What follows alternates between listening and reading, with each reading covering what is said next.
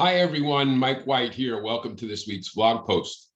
I called this particular session the final countdown because it's one of the things that I do with my private clients when we get to between the first and second week of December when we go through our calls, because most of them are concluding the files that they can take in to close in this particular calendar year.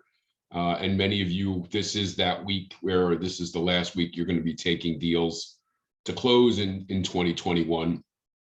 And some of you may have already come to that point. Some of you may be going, into early next week. But the reality of it is, for most of us, this is the time that we're kind of looking at the end of the road for incoming production to close in this year.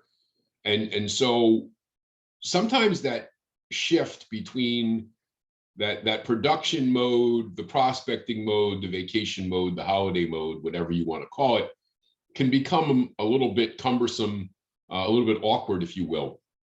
And so I think it's helpful that I share with you what I share with my clients to help that transition go from where we are to where we're going and hit the upcoming year, looking at 2022. With a good head of steam, well rested, and having enjoyed the holidays and having closed out the year well. So I've got a simple checklist that I go through with my people I wanted to share with you today. And the first thing on the list is get very clear as to your calendar. What loans are left to close? Is everything complete on those files? If there's stuff missing on those files, if there are things yet to be done on those files, what is it that needs to be done? And do you have it clearly scheduled on your calendar to make sure that they get completed? And most importantly, is everybody that's associated with that file on that same schedule? Because the last thing that you need to do is be in a situation where you're anticipating getting something done by a certain time, and one of your outside partners, one of your people that's involved in the transaction, title, appraiser, insurance, whatever, may not be available or may miss, and what happens? And for many people, that could be disastrous, missing a closing date this time of year. The other thing is going into that is, and again, this is tricky because we're in different locations, we have different jurisdictions, we have different customs. In some places, people go to closing, but the loan isn't funded, and then so things have to be filed or whatever, and the funding takes place after the closing. And from a jurisdictional standpoint, that can become an issue. Other places, you go to the closing table and everything is exchanged and done when you leave the table. So this is kind of one of those things that you have to pay attention to in your jurisdiction. But when is everybody open? When is everybody closed? Who's going to be available? And be careful never to assume that everybody else is working when you're working, or everybody else is going to be available when you're available. Even inside your own company, there could be people who are planning vacations. There could be people who, they're letting people go early, or they have a different schedule.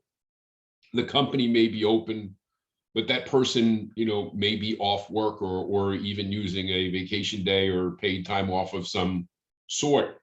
So be clear that, everybody's on that same schedule. Be sure that when people are working, when they're not working, because, Christmas Eve and New Year's Eve become kind of sketchy as to, some people are open and they're open full days. Some people aren't open at all. Some people are closed half a day on the 23rd and the 30th. Again, you have to know these things.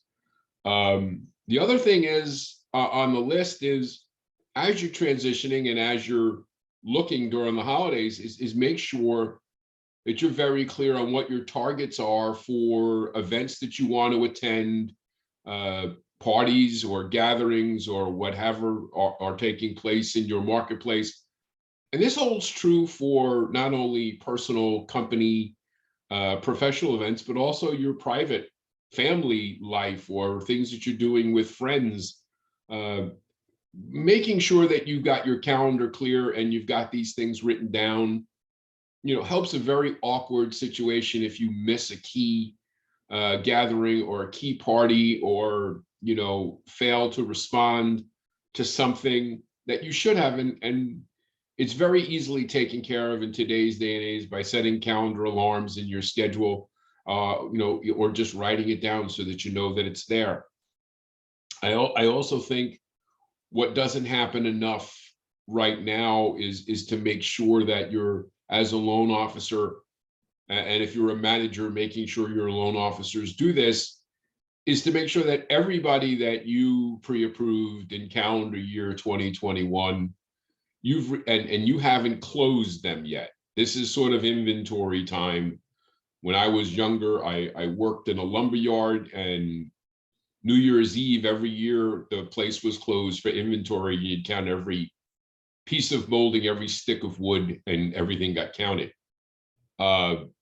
You knew that was what's going to happen, because you had to make sure where, did the numbers reflect what was really physically there. Well, the same holds true, although it's not done regularly in the mortgage business. So I suggest to all my clients in the last couple of weeks of the year that you pick up the phone and you call every pre-approval that you did in this year, again, 2021.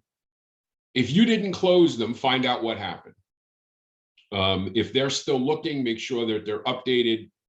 Make sure they're aware of what your schedule is. Make sure that you're aware that there are plenty of people who will be looking at houses, showing houses, and deals getting put together in the second half of December, and reminding people that it may pay to look now versus we'll wait till the first of the year. Well, I got news for you. January 2nd and the weekend of, January 7th and 8th and 9th is probably going to be one of the busiest real estate markets that we've seen in a long time, because the number of people who, again, get back out in the market the first weekend after the new year, because they said, hey, you know what, we're going to stop looking until after the holidays. There's going to be a wave of people in January. Why don't you get ahead of the crowd? And so it may be a competitive advantage for your buyers, and it also lets you know what happened to the people that you pre-approved. It's sort of like having a check that you forgot to deposit in the bank. Go back and look. What's the worst thing that happens is you find out that they closed with somebody else, and then you realize that there's a hole in your system and you didn't stay in proper contact with them, because that's a deal that you should have had.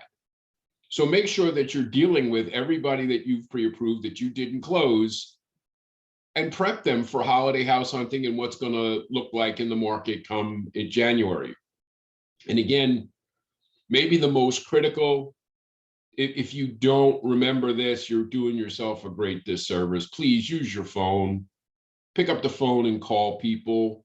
This is not the time for email blasts. This is not the time for those types of things.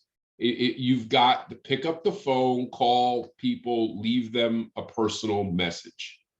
And I get, I'll just text it everybody or whatever. Even now, text messages start getting lost in the mix of all these text messages. Just like email once was very exciting to see that you got an email. And now we're bombarded with email and constantly adjusting our filters in our email systems to prevent, thousands upon thousands of unwanted emails. You want to make sure that this time of the year, especially, you want to reach out and physically talk to the people, but also reestablish the habit, because I personally have been trying to drill people on the fact that we can get lazy with our communication by automation and thinking we're doing a great job. And certainly email alerts and text messages are fine, and they're certainly better than nothing. But those pick up the phone and talk to your client things are priceless. So keep that in mind as you go forward. And obviously, if you're sitting here now and you haven't completed your business plan, you haven't worked out your 2022 work schedule, if you don't have your 2022 marketing calendar and event calendar already written down, I got to ask you the question, what are you waiting for? The stuff's not going to happen by itself, so you need to prepare, because in my estimation, 2022 is going to be a huge year, okay? A huge year of adjustments, opportunities, and changes in both mortgage and real estate. And if recent events with the demise and the layoffs amongst online lenders and online real estate companies, if you haven't seen the significant opportunities that present themselves to you because of that, you're missing the big picture. We're going to talk more about recruiting opportunities, both on the mortgage side and the real estate side in the weeks to come. But as always, we'll take that from here today, and we'll talk to you again next week. Everybody, take care.